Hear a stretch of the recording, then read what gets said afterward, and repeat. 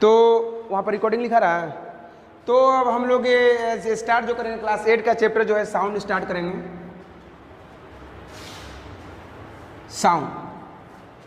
Sound को start करने से पहले साउंड क्या होता है उसके बारे में हम लोग जानने की कोशिश करेंगे। और साउंड मतलब कि जैसे अगर हम बोल रहे हैं तो जो बोलने की हमारी जो बात है ये जो आपकी कानों तक जा रही है, आपके दिमागों तक जा रही है, तो ये साउंड है। तो ये चीज़ें जो होती है आपको साउंड जो होती है वाइब्रेट कर रहा है, वाइब्रेट कर रहा है, एयर में तरंगे बन रही है, वाइब्रेशन हो रहा है, तो आपके कान के पास जा रहा है और ईयर के पास जा रहा है, ईयर ड्रम से होते हुए चीज़ आपके सुनाई दे रहा है। जैसे अभी हम लोग सुन रहे हैं बहुत दूर से जो मुस्लिम समुदाय के लोग उनका जो अभी नमाज का टाइम अल्लाह अल्लाह बोल रहे हैं, तो उनकी भी आवाज़ जो है वहाँ से जो वाइब्रेट कर रही है तो हमारे कानों के पास दूर दूर तक जाती है। जैसे कभी आप देखे होंगे कि कोई तबला बजता है, कोई हारमोनिया बजता है, कोई म्यूजिक बज रहा है, इन सभी में क्या होता है कि जो लोगों की साउंड जो होती है एक जगह से दूसरी जगह वाइब्रेट करके ट्रैवल करती है। अगर आप एनसीईआरटी की बुक की बात करेंगे और देखेंगे क्या है साउंड, इसमें शुरुआत में क्या बोल रहा है कि how do you come to know that period is over in your school. बोल रहा है कि आप कैसे जानते हैं और कैसे समझते हैं कि आपकी स्कूल में जो पीरियड है ओवर हो गया।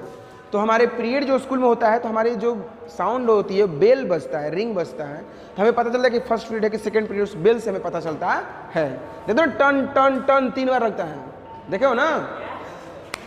तो बोला कि in over your school you have come to know easily that someone's your door when it Knox.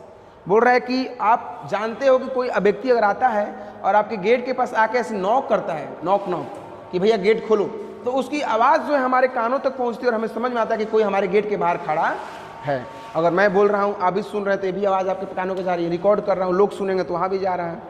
फिर बोल रहा है कि आप देखिए, अगर बात आगे बोल रहा है you are wears the sound of the door bell. बोल रहा है कि कोई हमारे गेट के बाहर आया है तो गेट के बाहर एक डोर बेल होता है, घंटी बजाने वाला, उसको अगर दबाता है तो घरों में गाना बजने लगता है, झन झन झन, तो समझ में आता है कि कोई बाहर गेट पर क्या कर रहा, खड़ा है। फिर बोल रहा है कि उस डोर बेल से, उसकी आवाज़ से हमें पता चलता है। Most of them time you can make out that someone is approaching you just hearing the footstep।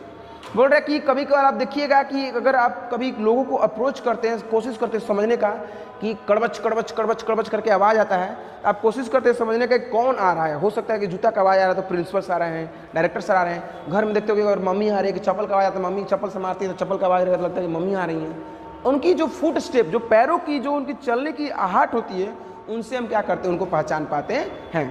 फिर अगर नेक्स्ट हम लोग उसकी बात पढ़ेंगे तो बोला कि you might have played a game called hide and seek.